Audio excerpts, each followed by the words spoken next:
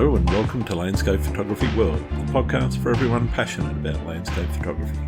I'm Grant Swinburne. I'll be your host on this show, talking to landscape photographers about their motivations, likes and dislikes. Dani Lefrancois, a full-time photo guide and landscape photographer, grew up in southern Ontario's Niagara region, exploring the outdoors with a map in one hand and a camera in the other. Her passion for photography truly ignited on a road trip to Cape Breton Island and further evolved after exploring Banff, Jasper, Yukon and Alaska. In 2011, Dani relocated to Banff, Alberta, where the rugged landscapes became her home and her canvas. With her adventure dog Tuzo by her side, Dani's always out capturing the beauty of nature, whether at sunrise, sunset or under the night sky. Though she admits to missing countless photo contest deadlines, Dani focuses on the joy of the journey, capturing spontaneous moments and guiding others through the stunning landscapes of Banff National Park and beyond.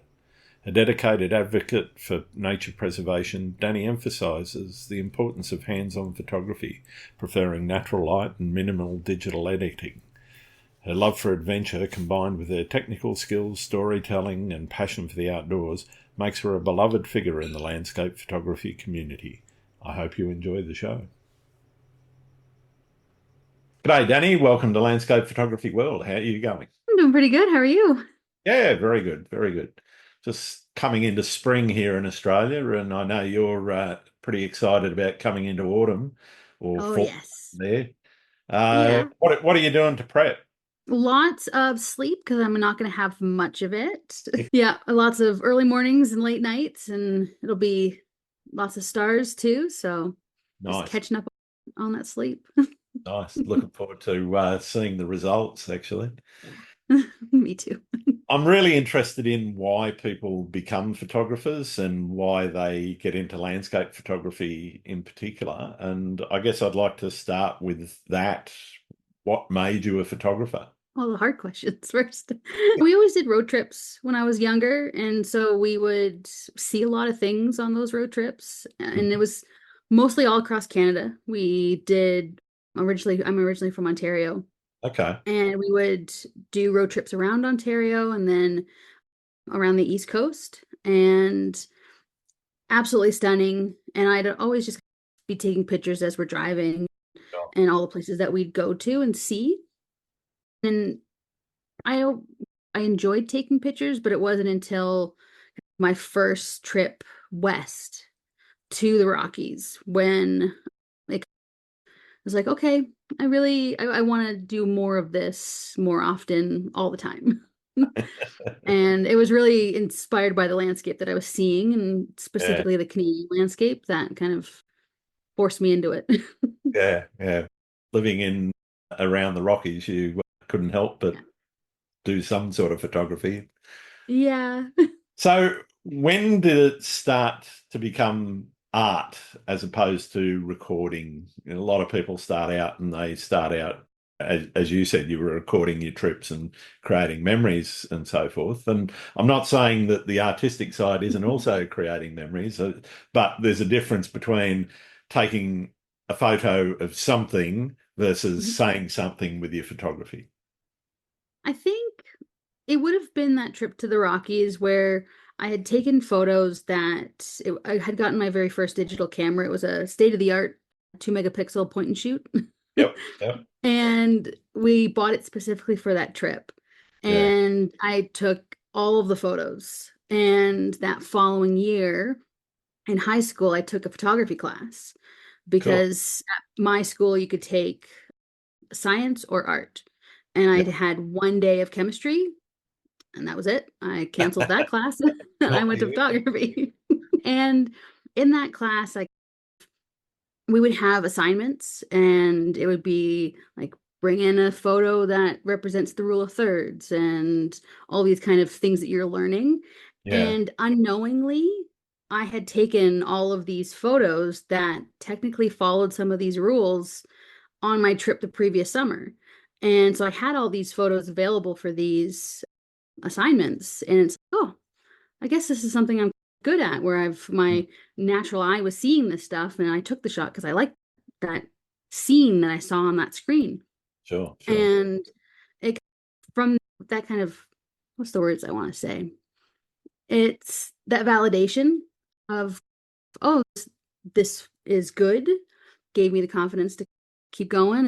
And I would take the pictures as journalism, photojournalism of the trips, Mhm. but it was more like, oh, this is pretty, I'm gonna take a picture of this. Oh, this is pretty, I'll take a picture of this. Not more of the, oh, this is a picture of the sign for this place kind of thing. Yeah. It was almost always just, oh, this is pretty, I'm gonna take a picture of it. And so I'd like to delve into that educational side of things and how that sort of has impacted on your photography now. And obviously, things like the rule of thirds, it's Yeah. a rule, it's a guideline, and you know, Yeah. there's all sorts of compositional rules which go Yeah. along with making what some people call a good photograph.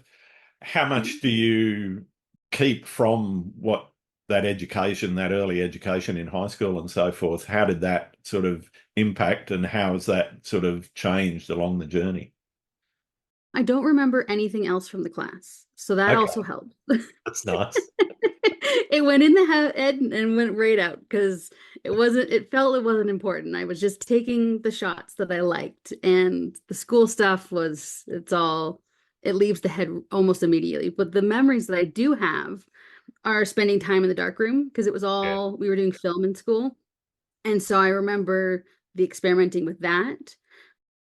And yeah, there's so much now that I've learned about photography and composition and just trial and error that it has taken the space of all the stuff that I apparently had learned in school. Yeah, that darkroom experience in school really resonates with me too. It was one of the Yes. things that really got me hooked, was putting a blank piece of paper into a bath and an image Yeah. and going, wow. Yeah, it was so much fun. Like, just what I ended up doing is I had spent too much time in the dark room because we were able to spend as much time in there as we wanted. Nice. And my time in there would be longer than the class was. And so I'd come out of the class or out of the dark room, and the rest of the class had already gone to their next class. Yeah. And I was late, and my photography teacher already had her next class in there. And so instead of me filling or having to stop her class to get a note to give to my next teacher to say that I was late, she just printed off a photocopied stack of paper for me to take off of her desk that was like, sorry, Danny's late for her class. She was in the dark room too long. The Danny note. Yep. That's awesome. Yeah. I So, really loved it in there. so what is photography to you now? What is it that keeps you going, and what is it that makes you feel like a photographer? What is it that makes you call yourself a photographer? Yeah. Well, I think with the darkroom stuff, everything felt a bit more hands-on. Hmm. I'd take the picture, but then I'd have kind of the fun in the processing of the print that came from it. And I've done some kind of internal thinking because now I really hate spending time behind the computer editing photos. It is Wow. the worst part for me. Yeah. I If I can batch edit a year's worth of stuff in a day, we're good. I never have to be behind the computer for editing photos ever again then. And I find that I am more creative behind the camera. I still use in filters in the field. I know I can do it technically in post, Yep. Yep. but I can do it way more efficiently in the field. Yep. And I don't mind freezing my fingers off, taking the filters on and off. And I enjoy the hands-on experience of it. I don't enjoy the computer part of Okay. photography. And feel like it's weird because it was a switch where the darkroom got me obsessed with the photography part, and now I don't want to do any of the processing. Personally, I'm half. I'm just as Yeah. much happy behind the computer doing Yeah. edit Yeah. and digging through the archive trying to find those nuggets that you forgot about 5 years Yeah. ago, and going, right, what can I do? And the experimentation. Yeah. That's the other thing that I really enjoy, is being able to just grab something and go, okay, wasn't great. and I'm never going to post it on social media necessarily unless I can make it Yeah. polish that thing into something worth looking at. But I guess I just find it interesting. A number of people I've spoken to on the podcast have expressed the same sort of dislike of editing. And Yeah. given your darkroom background, that it seems anathema to me that don't like it as much as they enjoy the time in the field. That said, I love the time in the field too, equally. Yeah, and it was weird when I was really trying to think deeply about it. I'm Mm. like, why did I really enjoy the processing part of photography originally and not now? And I've come to the conclusion that it is the hands-on experience where I'm able to touch it and do it instead of using the mouse Oh, and moving it around and just doing the sliders. Like it doesn't feel like maybe if I get a touchscreen computer, that might help. Maybe, I don't know, but it so do you feels use a less tablet hands-on. or just a mouse? And just the mouse. Yeah. I've Yeah. found since shifting to a tablet, that feels Mhm. hands-on. I use a combination, and to be honest, in some edits, it's typing numbers because I know the Yeah. numbers that I want to tweak stuff to, rather than Yeah. I don't use the sliders as much as I used to. But in terms Yeah. of brushing in, dodge burn, that sort of thing, that to me, using a tablet actually has a nice feel to it. Nice. Yeah, I Yeah, might give that a try. yeah, Yeah, I find I'm even not super fussed if anyone sees the photos either. It's I'm increasingly I find I almost feel like I have too many photos already. So there's always something else that I'm taking. So I don't really need to add to it. yeah, And so it's very much becoming more and more about my experience when I'm taking the photo. That's what I enjoy most. yeah. And I feel like I'm getting more and more stubborn as I get older, where I only want to do what I want. Yep. Yep. And I find as many ways to only do what I want. Nice.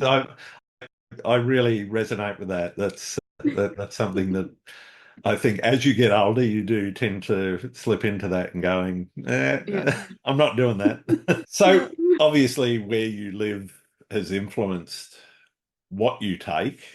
Has it influenced how you take your images? Possibly. I Okay. think there's a lot of, I think with my images, I find I do a lot of stronger foregrounds because we do have a lot of foreground options. Yeah. In the winter, there's a lot of frost and ice. There's a lot of flowers. There's a lot of details on the ground Mm. that can help support that amazing background. Yeah. And then equally, there's a lot of longer lens landscapes, which I really love, where Yeah. I'm using my ultra telephotos that I would really be using for wildlife that I don't really use for wildlife anymore. Right. And I'm using them to capture these longer lens compressed images where I'm filling the frame with this little spot of this grand landscape Mm. that is really special. Yeah. Okay.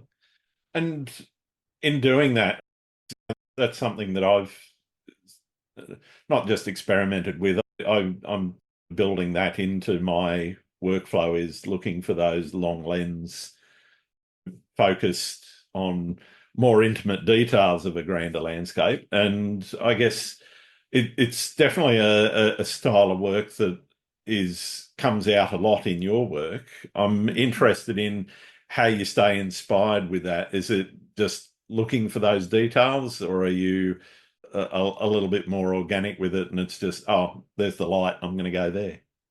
Pretty much. Yeah. I chase the light wherever the light's hitting. Goes there space? Is there Yep. a line of light that's hitting the different layers of the ridge on the mountain? Do we Sure. have light in the front and shadow in the back, or opposite? Or can we deal with is the light creating lines within that small little space? Do I have enough focal length? Yeah. Now I have a 600 millimeters, so there's really not much that I can't get now Yep. without because I before I had a 400 and I'd have to crop it, Yeah. and I Yeah. didn't really want to crop because I don't want to do any editing. So now that I have a 600, I can really pull in and get everything that I want. Nice. Nice. And how do you stay inspired? What is it that makes you, Just what go is for it? a drive. Just go for the drive. There's endless. The way that the light hits a mountain a specific way, that one time that I was driving, I have to stop and grab that shot because who knows when it's going to happen again because everything is so fleeting. Yeah, And it's very easy to stay inspired here. And I know that I'm spoiled. definitely. Yeah. I guess saying what you've just said says to me that you probably don't plan a lot of your shoots. Is that true? You just go out and pick a direction to drive and off you go? Yeah, pretty much. I feel like I'm a bit allergic to planning.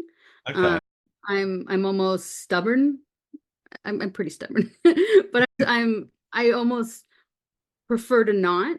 And even if I should, I don't want expectations. I like surprises. Like even movies, I don't want to watch the preview. I want the surprise. If I know who's in it, I know I'm going to want to watch it, kind of Yeah. thing. So it's like that. I know that the mountain's pretty. I know I'm going to want to see it. I'm just going to go take it. Yeah. Yeah. So even with like Milky Way, Northern Lights, if I know which direction of the sky that they're in, I know this place well enough that I can, oh, it's going to be clear skies. I don't have a shot of the Milky Way in this general location. Let's drive the 4 hours to get there Yeah. if I want to. So it's, I like to live on that whim. I like to live between the plans and be able to really just shoot anything and everything and with no expectations and just let it happen. Nice. Nice. What about longer term? Do you have goals in your photography that you set yourself? And do you have a process for setting those goals? I just photo projects really Okay. where I want to get photos of as many lakes with their what I like to call their winter jacket. So the Yeah. first snow, where Yep. there's snow on the trees and an open lake. I want to get as many as those as possible, but no real long-term kind of lofty goals of things. Just take pictures. Do you do a lot of experimentation in your work? Yeah. I used to long exposures Yep. and sticking true to me, I would never time them. I would Okay. just it's like, oh, that seems like enough time, and I'd try it. I'd let go of the shutter. So I've gotten to know some approximates, Yeah. and I know that if it's sunrise and the sun's not up yet, and if I use my six stop, I'm going for quite a few minutes. Yeah. If it's in the middle of the day, I can get away with that. Maybe I can stack my six and my 10 stop and do almost a 20-minute or it's 14-ish minutes Yeah. sometimes depending on the light. Wow. But I like to guess that. Often what I end up doing is if I'm revisiting locations with clients and technically I've already shot something similar, I will throw on a long exposure just to get something different as the experiment. And I will almost always put my 10 stop on because it's my set it and forget it a lot of times. And I Mhm. do often forget about it and I get distracted and it's like, oh shoot, I'm shooting. And then I go back and it's usually enough time that I have a good shot that I've forgotten that I've taken. So there's a lot of happy accidents and a lot of that, which is surprising. And I didn't know the ending. It was wonderful. So what about the failures? Experimentation and by its nature comes with Yeah. that expectation of failure. How do you deal with the ones that don't work? Because you've spent 10 minutes or 14 minutes. Yeah. I just know that for next time. There's a lot of dark or too bright photos that I've only wasted time and memory, and Yeah. uh, I got a few of those. That's the So, nice thing about digital art. Yeah. yeah, yeah, So one of the things a lot of people talk about, and as I said, the difference between an artistic photographer and a documentary photographer is I'm not taking a photo of a thing, I'm trying to say something with my photography. What are you trying to say with yours? that I haven't fully figured out yet. I think I like to document the landscape that I'm seeing, Mhm. but I also don't want it to be just a document of what I've seen. I Sure. want to capture those fleeting moments, as the light's changing, the different times of year, those special things that only happen every couple of years or something. I choose to chase those moments as much as possible, but yeah, I'm I need to think more on that because Yeah. I Yeah. could probably figure it out, but I don't have a full answer for that yet. Yeah. No, I appreciate that. It's taken me a long time to get to a point where I go, I know what I want to say. And I don't think everybody does. Some people do right off the bat because they have this mindset about, okay, I have a concept and that's what I want to talk about. But yeah, I think I think a lot of photographers struggle with that question and understanding what it is that they are trying to say. Yeah. That said, I guess the communication medium, which is photography, that visual communications medium, means that you need to not necessarily, every image doesn't necessarily have to say something, but I really like finding the stories that live in that, whether it's a shaft of light or a wave coming towards you or going past you or whatever. And Yeah. those little moments that just make up a tiny fraction of a story, even that makes the Yeah. viewer go, okay, what is the story here? That Yeah. fascinates me just as much. And the viewer can also connect to it differently than how I Absolutely. wanted. I've had a photo where I took it because the light was changing and I had to slam on the brakes, throw myself down the hill, take the photo because it was only happening for 10 seconds. Yeah. And I got the shot, but I got it because it was a challenge to get it. It was a beautiful shot, a beautiful location. The fog was in and out, and it was Mhm. an opening in the fog, and the pink light was seen on the clouds behind the fog that I got.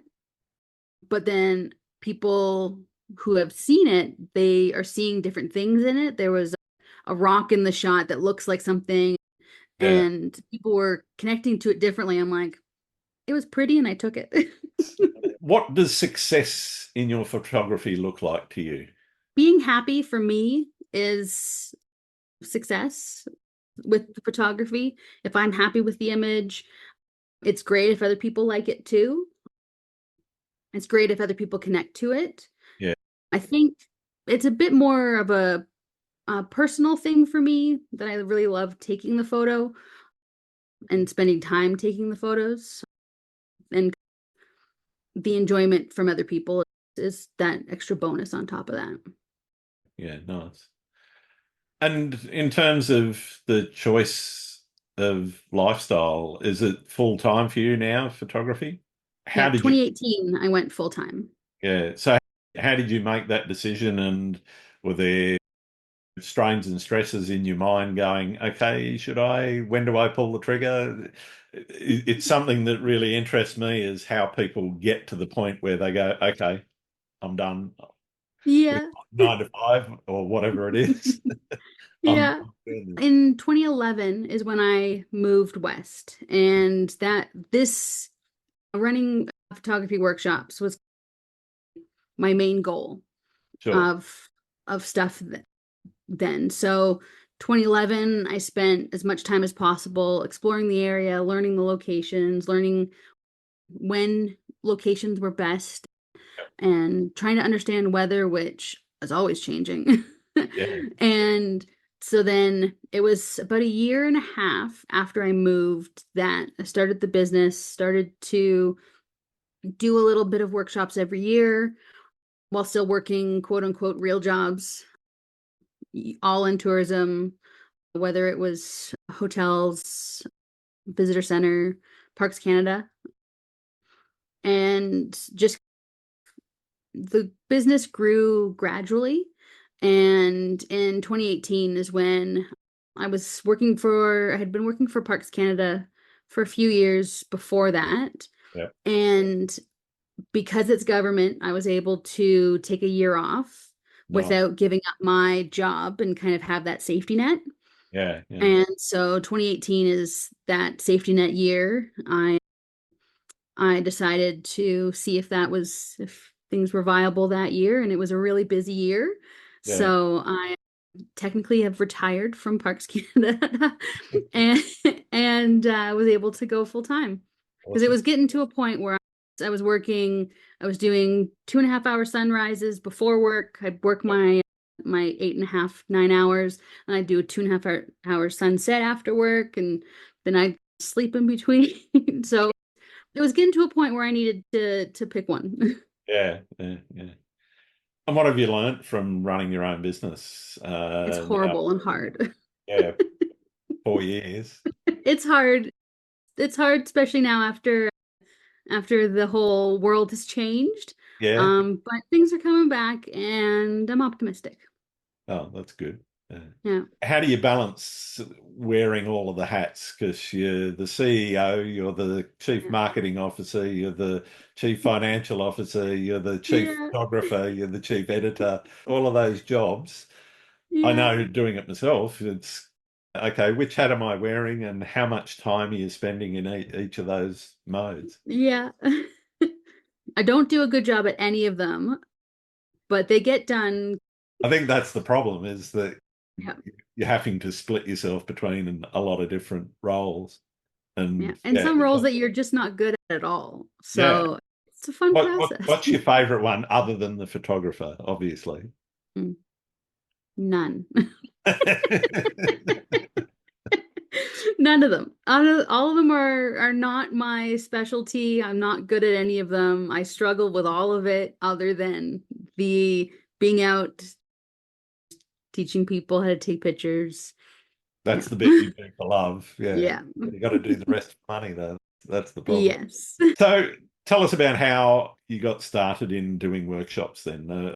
I'm interested in how you then started to structure the business a bit, because one of the things I like to do here is analyze how people run their businesses a little bit so that some of that info can get passed on to people that are thinking about doing the same thing. I started off small.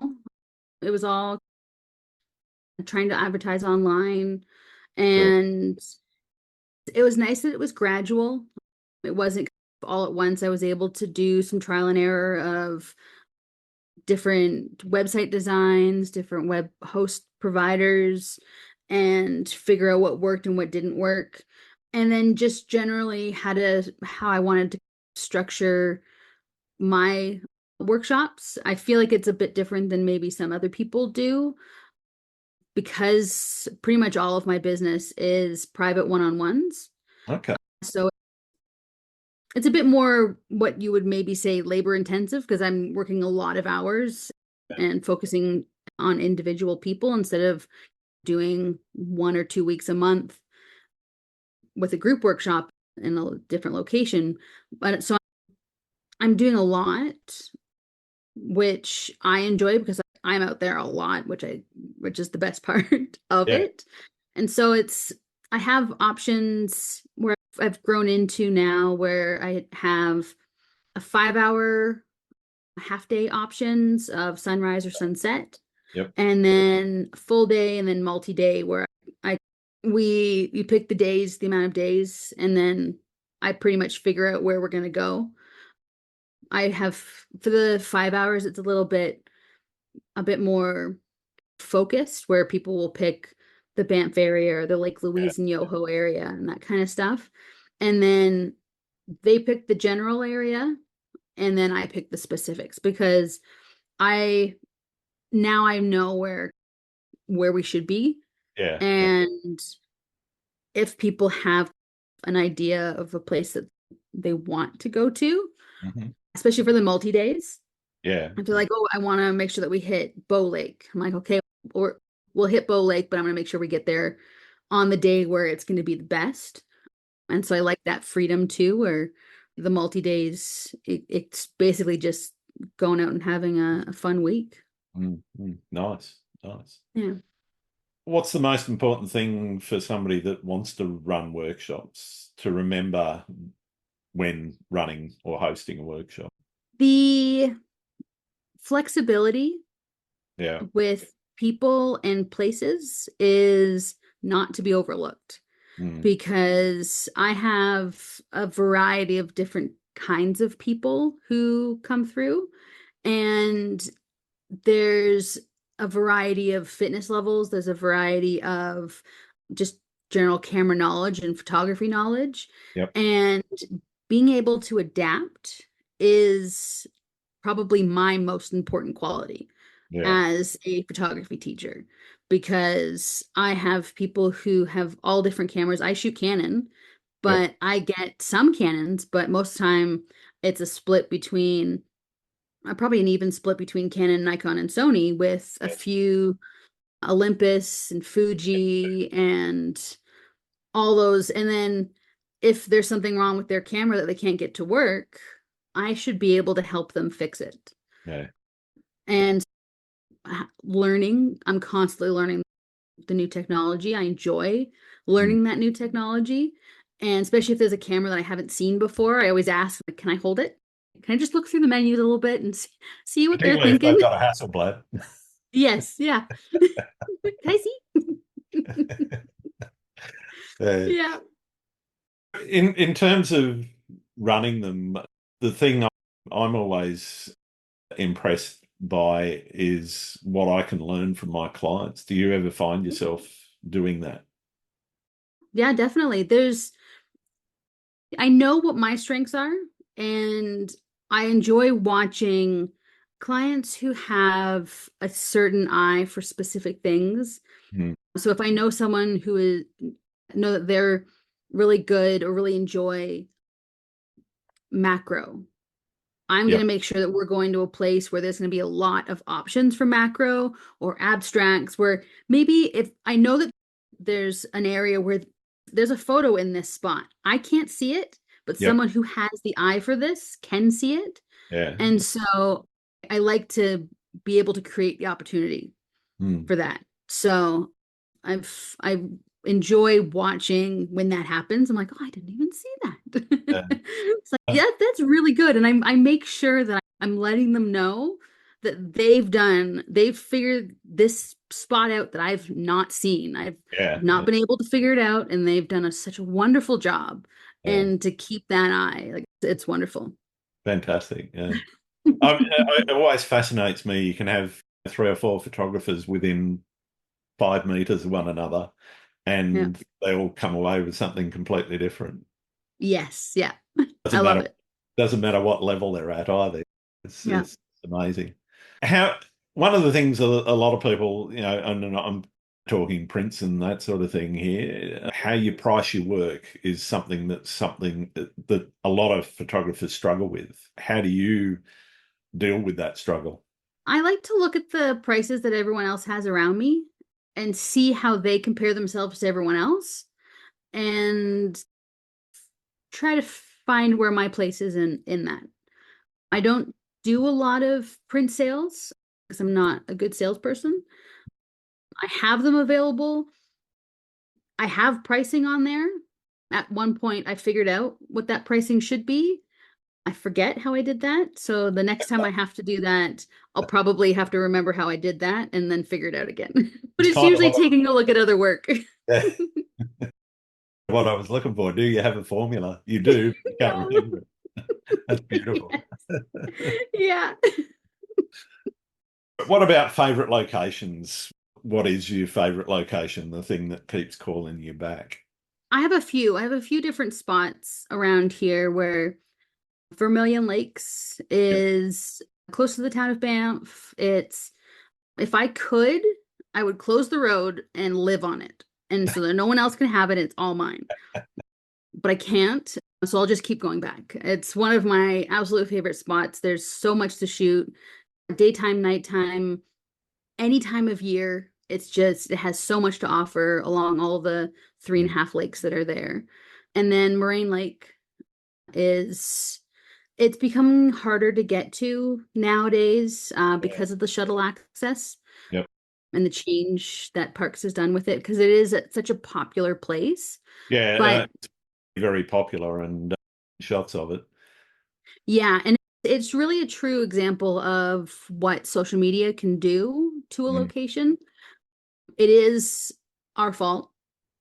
I take part responsibility, and everyone else who was taking pictures of Moraine and put it on social media. It's all of our faults.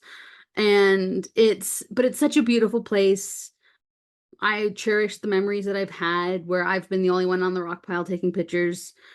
I know that that's not really going to happen again unless I'm there in the middle of the night, which is hard to get to at that point now too. But it will forever hold some of my favorite memories, and I'll keep going back. I'll find times when I can actually have the experience, the current experience, be a good experience instead of sunrise, although beautiful, is becoming a little bit a trade-off for the beauty and the experience. Yep. The beauty is not as high as the bad experiences that happen with the amount of people and Yeah. noise and that kind of stuff. So there's still times where you can find some peace, and I'm chasing that now. So Yeah. You mentioned a really good point, and it's something that's come up quite a bit on the podcast around the way that social media is sort of overpopularized, and therefore the foot traffic into some of these what were remote locations, and some still are, some are mhm. it made even harder to get to because of things like the changes that places like national parks and so forth start to make. Yeah. I know down in the States they do ticketing to things like the Arches National Park and whatever, and you've got to apply months ahead to be able to get there. Yeah. So not great for spontaneous photography. Yeah. I guess I'm interested in your opinion on, you touched on a really good point that we photographers posting these things on social media are partly to blame for that. I'm interested though, do you think there are solutions for that? And if so, do you have any suggestions? I think with the spread of wealth throughout the world, there is more people who are able to travel, where in the past there hasn't been. And so because of that, there are more people who are able to travel, so their places are going to get more and more populated. Mm. So as photographers who are photographing locations, it's I find it's important to, if you are in a finding a new spot, that you are being mindful about whether or not that place can support Yeah. the amount of followers that you have. So if I have 30 something thousand, like Mm. the places that I go to, not all of them can support if everyone who's following me on Instagram can Yeah. go there. I don't post the location, I don't post even the general area that it's in, maybe just the province that it's in. Yeah. So it's we have to be responsible for something. You have Yeah. to be responsible for your actions and what you've passed on. Not everyone has the knowledge No. of to not step on things Or that the care would factor. die when you step on them. There are people that just don't care, and they'll leave their pile of trash there, you know. Yeah. And I think a lot of that is a lot of people just don't know. Mm. They've maybe like they've grown up differently, they have different experiences. They'll eventually learn it, but they may not learn it in time. Yeah. So you have to, I want to feel that a lot of people are not horrible people and not maliciously leaving things. Sure. And a lot of times I see people who will take their phone out to take a picture and they've dropped their Kleenex, or they've dropped wrappers from the thing that they were trying to take their wrapper with them, but they've dropped it because they've taken a picture and no one saw it and told them to pick it up. Yeah. A lot of that happens a lot. It's windy. It takes things away. Yeah. So Yeah. I see it. If you see it, pick it up. If there's Yeah. trash, Yeah. I do shake my fist at the people who hide the diapers in Ah, places that's the worst part. yeah. Wrappers I can get, hiding diapers in bushes, or that didn't blow away. Not likely to either. Yeah. Let's talk about something a little happier. What's your Yeah. most memorable experience? I have quite a few. I've got lots of fun stories. The photo that I actually have behind me, I almost froze to death, I feel like, Mhm. when we went up to take that shot because we had hiked up early before sunrise to capture it. And we left with a lot of extra time just in case we were slow on the trail. It ended up that we had quite a bit of time to sit and wait, and I got a little sweaty on the hike up and got a bit too cold with the extra wind that showed up Mhm. before the sunrise, and I had to use my friend's the emergency rescue blanket thing Yeah, yeah. to Yeah. stay warm. So that was one of the not so good ones. I sometimes ask about the horror stories, so that sounds like Yeah. We've had bears come through randomly. yeah. There's been all of a sudden the rain shows up, but it's not raining on us, it's raining in front of us, and then a rainbow shows up. And there's a lot of times where just rainbows show up, which are probably my favorite. Surprise Yeah, rainbows. I love it when a rainbow just appears just Yeah. as you're getting the camera out of the bag and you go, Yeah. oh, thank you. Yep. I'll take that. Yes.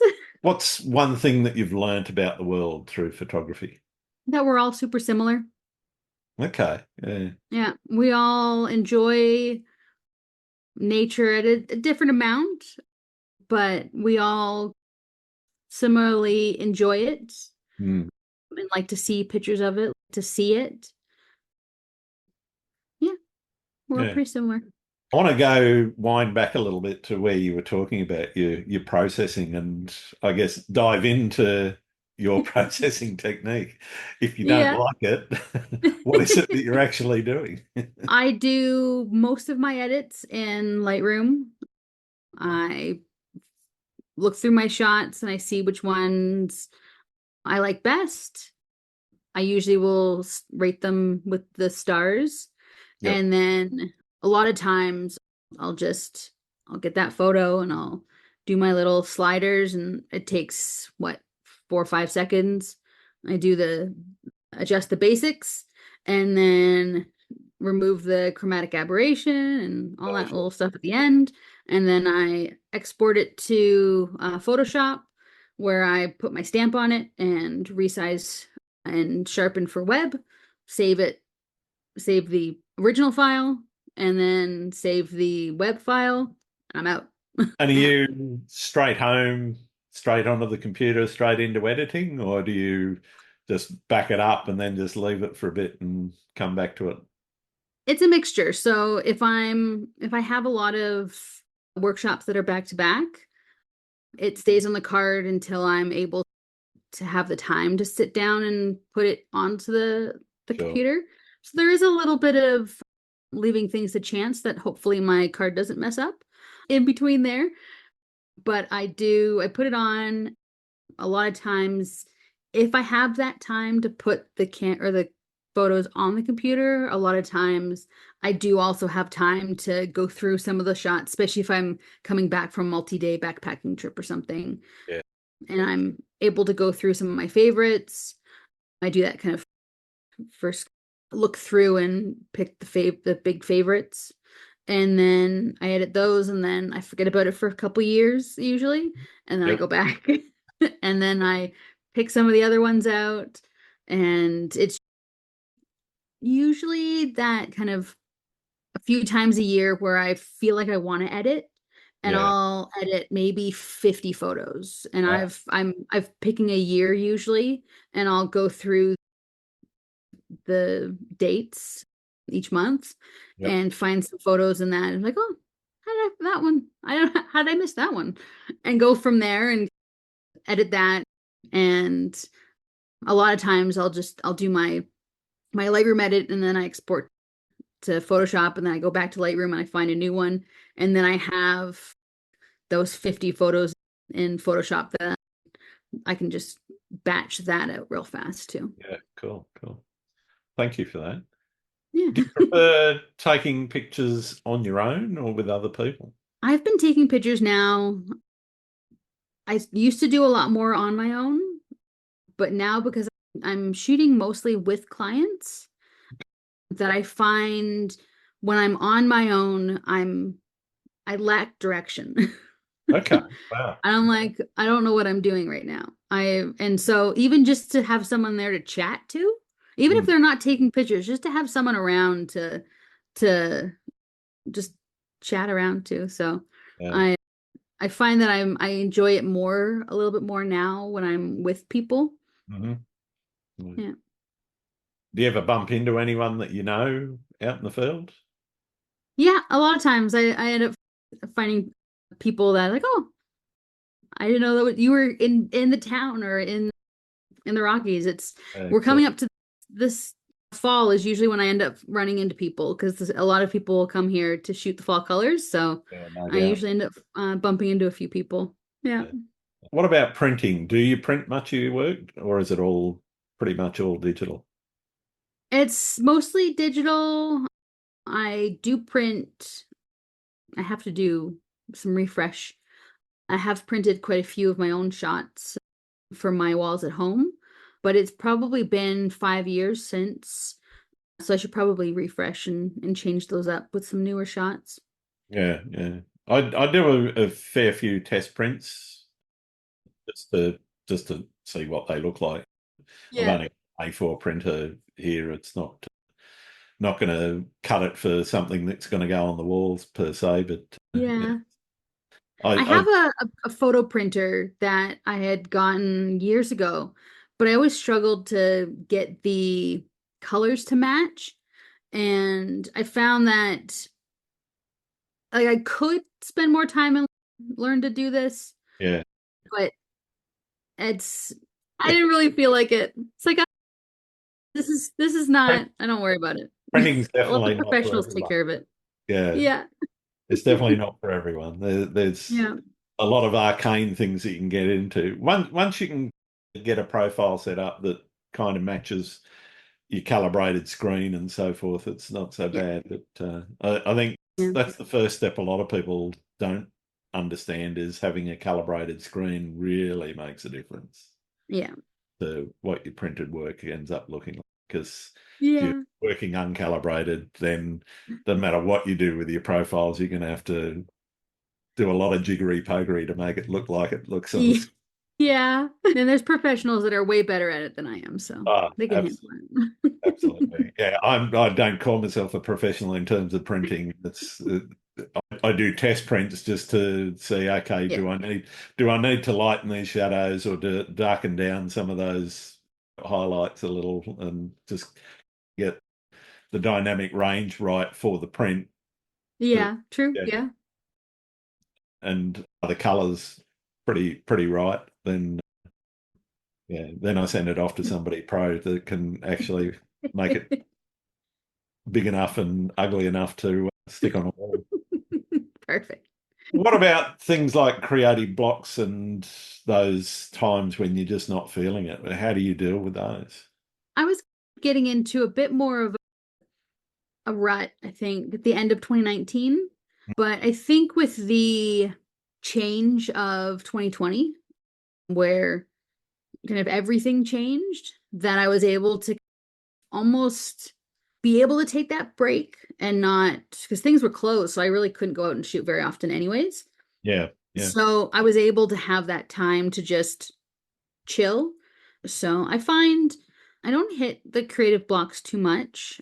I just change a lens and I because I was shooting a lot of ultra wides for a long time. And then I've been shooting now a lot more longer lens landscape stuff.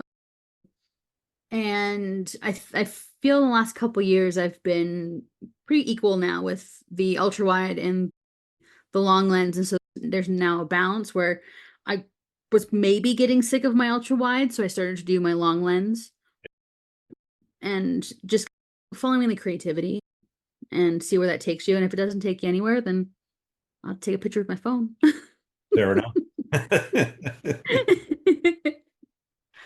What do you think photography's place in society is?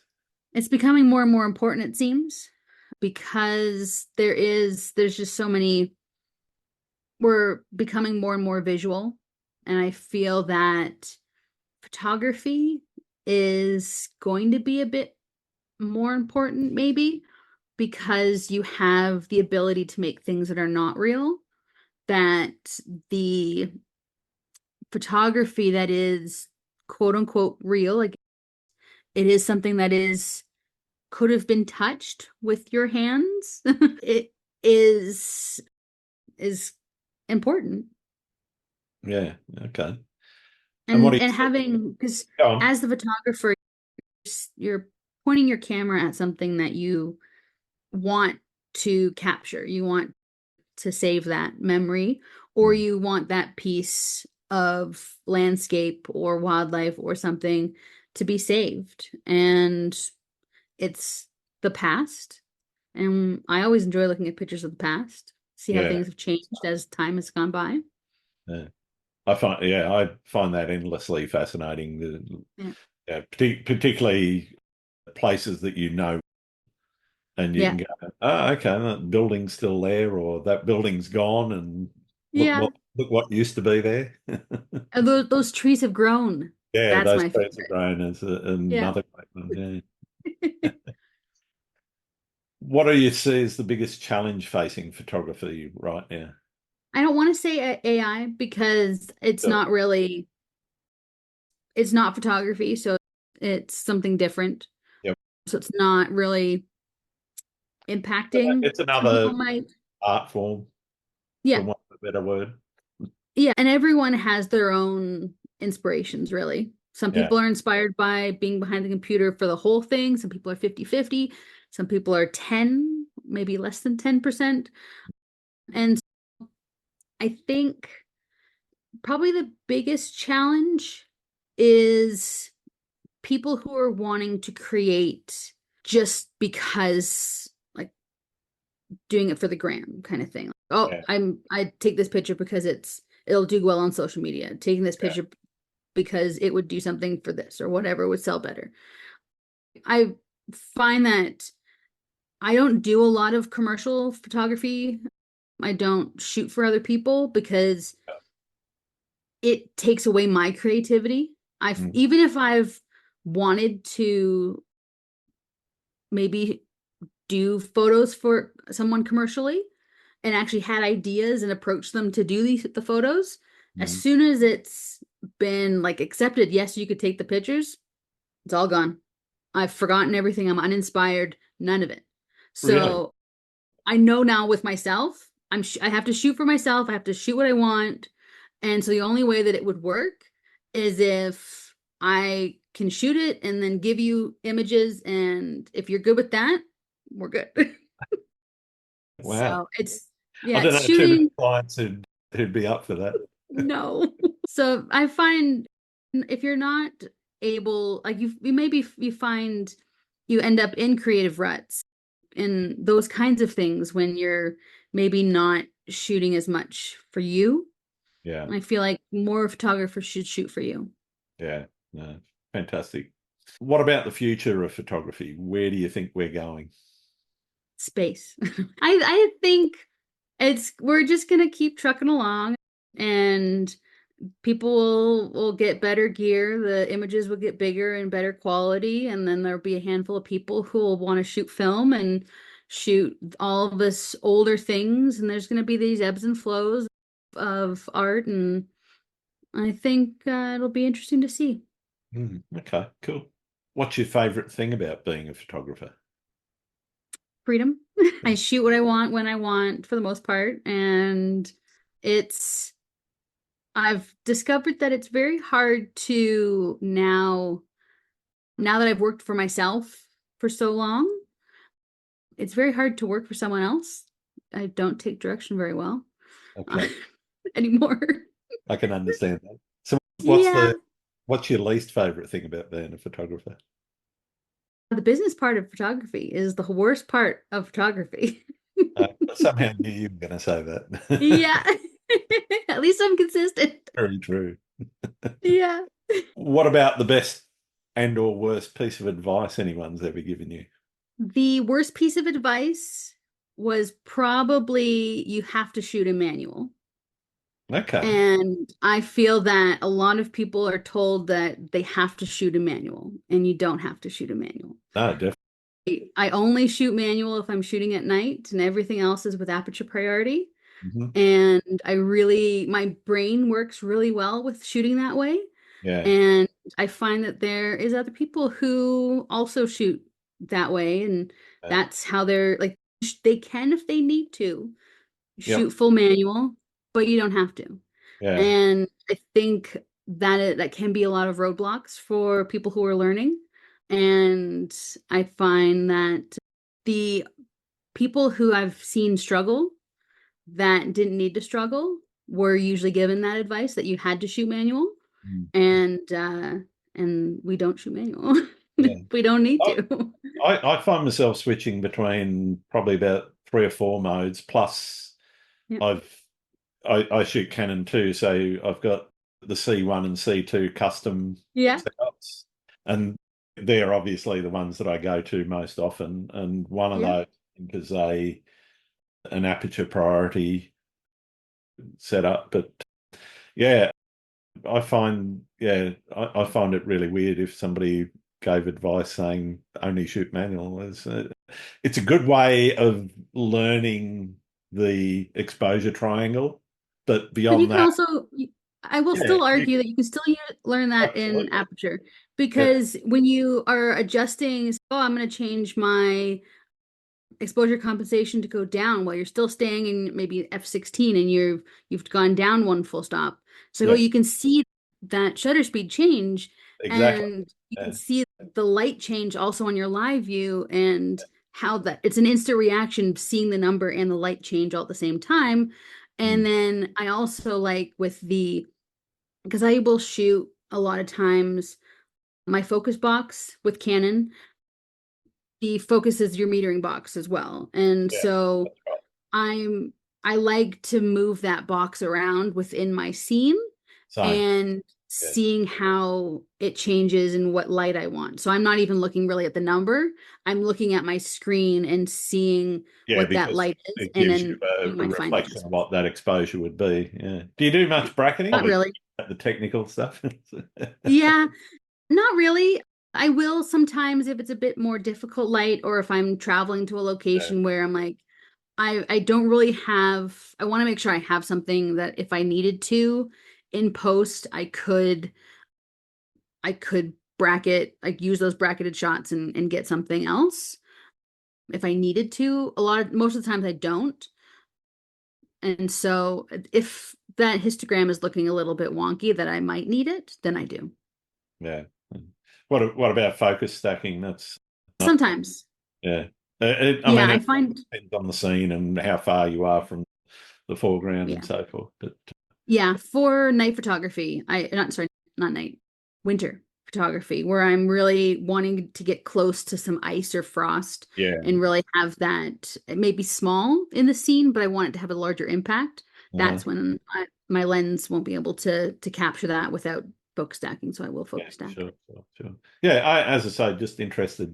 Well, we're on the Yeah. topic. What about you've talked about the worst piece of advice, but what's the best piece of advice anyone's given you? The best piece of advice, and the advice that I always like to give, is just keep shooting.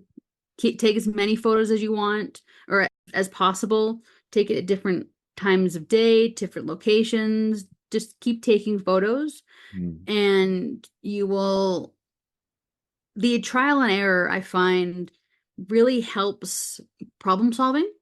So if you are indoors yep. and you know that you're trying to take a picture of the kid and it's moving around, and you've figured out that you have to put your F number down to a lower number, and you have to have your ISO go up real high, and oh, we're in low light situations. Yep. We've Yep. troubleshooted that indoors. Let's do that outside. Yeah. Yeah, I think one of the best pieces of advice I've ever got is don't be afraid of high ISO. Yes, yes, that's also my favorite. I really like my 5D3. I Mm. was taking photos, what, in 20, that was came out in 2012. So 2012, 13, 14, I was taking night photos at 12,800. Yeah, That's an ancient camera for that ISO. yeah, And so modern cameras, don't worry about. ISO is nothing to be scared of. absolutely, absolutely. Yeah, Thank you for that. Are there any photographers that you think I need to be talking to on the podcast? all of them. But specifically, I'm trying. um, yeah. I think you've already had Victoria on, I think. Yes, I have. Yes. Yeah. She's always my first person that I love to recommend because she's a She was treasure. brilliant. Yeah. Yeah. She thinks a lot more about her photos than I do. I just take them. She does a really good job. Who else? I always pronounce her name wrong, but it's Kali April. She's in Canmore as well. She does landscape photography and she does all different types of photography actually. And she's wonderful. Yeah, fantastic. All right. Well, thank you for that. I've got one more question for you, and it's something I've been trying to get to the bottom of right from Yeah. the beginning of this podcast. Okay. We'll figure it out. Do you like pineapple on pizza? I love it. Absolutely love it. Well done. I do believe it was invented by a person. I think he came from another country, but I believe it was invented in Canada. Wow. Okay. So it is our fault, and we'll gladly take it because I absolutely love it. That's a big call. I get called Hawaiian over here, so Yeah. I have no idea where it's come from. I haven't dug into the origins of pineapple on pizza, but Yeah, I think it was like a guy from Greece that came to Canada, and I believe, if I remember correctly, he invented it here because it's the Hawaiian pizza had nothing to do with Hawaii. It was just that it had pineapple. But it's the ham. I love ham, and I love pineapple, and it's perfect. awesome. I'm gonna have to go digging then. Yeah. Thank you so much. It's been really amazing getting to know you a little bit better, Dani. Where can people find your work? They can find me on Instagram. Dani Banff is my screen name on that. Photography by Dani on Facebook and DaniLefrancois.com. Fantastic. Thanks very much, Dani. Thanks. Thanks again for listening to Landscape Photography World. I hope you enjoyed the show and keep listening because I'll be joined by some great guests in upcoming episodes. You can find my work in this podcast at grantswinburnphotography.com, along with prints, photography gear, and I'm selling my calendar right now. I'm also on Vero, Twitter, YouTube, Instagram, and Facebook. I'm Grant Swinburne. Hope to see you out shooting soon.